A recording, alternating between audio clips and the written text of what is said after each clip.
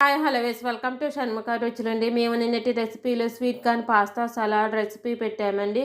అందరూ కూడా చూసి తప్పకుండా ట్రై చేయండి. మా పూర్తి వీడియో కావాలనుకుంటే కింద వీడియో లింక్ కొడితేనే మా ఫస్ట్ వీడియో అదే ఉంటుందండి. అందరూ కూడా చూసి తప్పకుండా ట్రై చేయండి.